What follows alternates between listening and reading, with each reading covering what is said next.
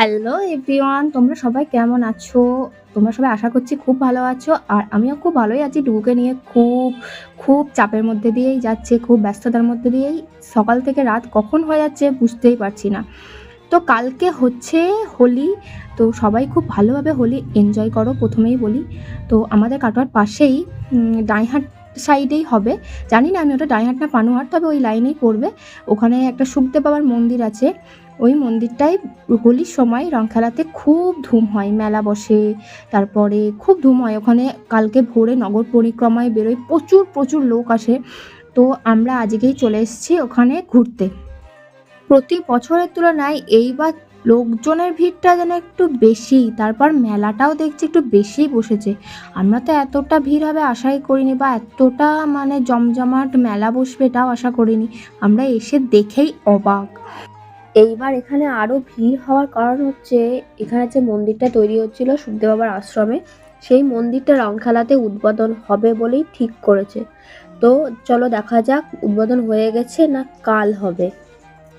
এই দেখো, এই হচ্ছে সেই মন্দির। মন্দিরটা যে কি ভালো লাগছিল কি বলবো তোমাদের, এত সুন্দর সাজিয়েছে তোমাদের কি বলবো। আর গোটা মন্দিরটা এরকম সাদা, সাদার মধ্যে ওই লাইটগুলো যা ভালো লাগছিল, রং বেরঙের লাইট, দারুণ লাগছিল, দারুণ।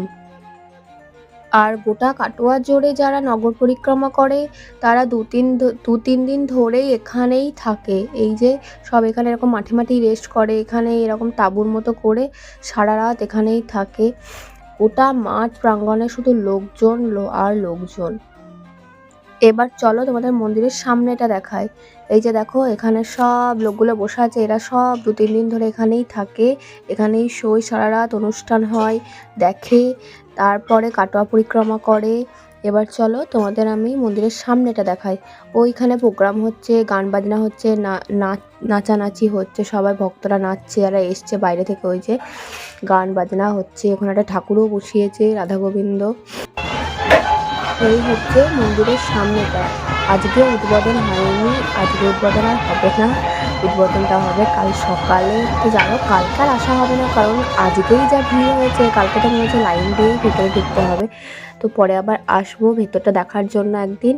ডুগুকে একটু ফাঁকা জায়গা পেয়ে ছেড়ে দিয়েছিলাম। ডুগুও মন্দিরের লাইটগুলোকে শুধু দেখছিল, মানে সাদা লাইট, সাদা মন্দিরের ওপর লাইটগুলো এত ভালো ফুটছে, ডুগুও মন্দিরের লাইটগুলোকেই দেখতে ব্যস্ত ছিল। তো তারপরে একটুখানি তিনজনের ছবি তুলে মেলাটা ভালো করে ঘুরে আইসক্রিম খেয়ে চলে আসলাম জিলিপি কিনতে। জিলিপি টিলিপি কিনে সোজা চলে গেলাম বাড়ি। তো সবাই কিন্তু এবার রং খেলা খুব ভালো করে এনজয় করো। হ্যাপি হোলি।